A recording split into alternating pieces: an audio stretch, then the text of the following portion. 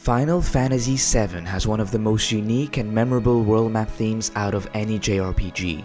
This is partly because of the way it breaks various expectations we have of a typical overworld theme. Let's start with tempo, or like the pace of the music. First, here are a couple of examples from other games.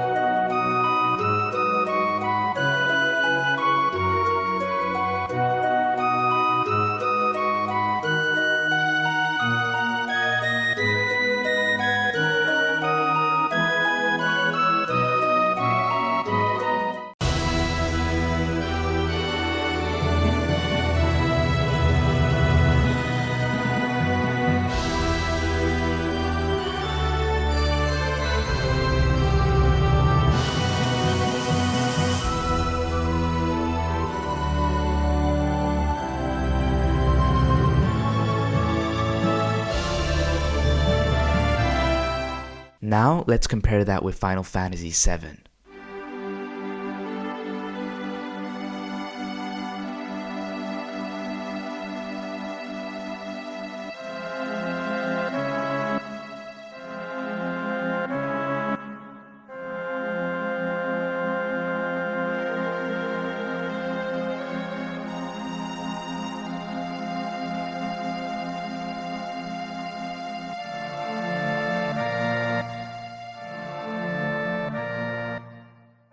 So the notes are long and dragged out, making it sound really slow compared to what we're used to hearing in other jRPGs. Also, that was just the introduction section, which brings us to the unusual length of the full track. If we look at the world map themes from other Final Fantasy entries or even other games from around that time, the duration of the track before it loops is relatively short. For Final Fantasy VII, Nobuo Uematsu completely steered away from this template and instead made it 6 minutes long. These 6 minutes lead us to the unconventional structure of the track. We can break it down into 8 parts, with the second and fourth ones being the only sections that follow the same melodic pattern. This means that there are 7 distinct parts to the theme before it loops. That's a lot compared to a typical world map theme, which usually has an AAB, ABC, or AABC structure, so usually no more than 3 distinct melodies before it loops. Let's move on to dynamics. Here we have the musical notations to indicate dynamics, the top line being very loud and the bottom one very soft. Across each section, the dynamics shift a lot, creating a wide range of different moods across the theme as opposed to the simply upbeat vibe of the jRPG template. Since this is also the main theme of Final Fantasy VII, many consider it to also be Cloud's theme, which I think makes sense because each section can be linked to specific parts of Cloud's journey and the different emotions that the player goes through during the game. Parts A and B can be matched with the default character of Cloud, a shy and quiet character with a mysterious past.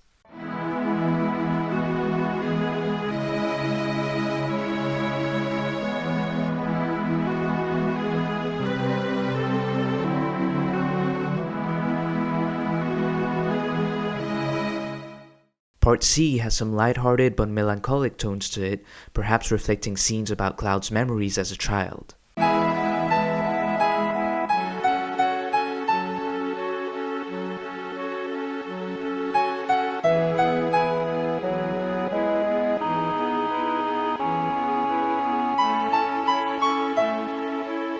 The full orchestral sound of the fourth part represents the epic adventure Cloud and the player are embarking on.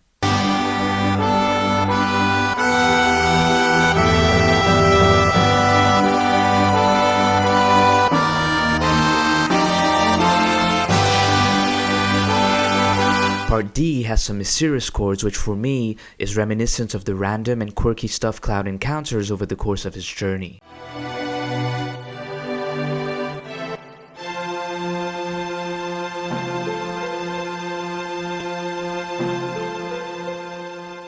The next part uses arpeggios, which reminds me of the scene where Cloud falls into the live stream and pieces together the truth about his past.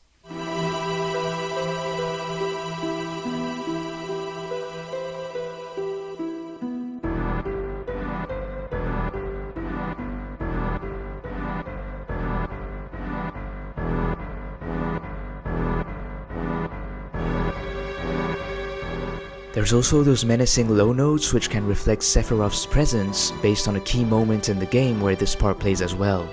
This gradually builds up tension, leading to part F as the climax of that scene unfolds.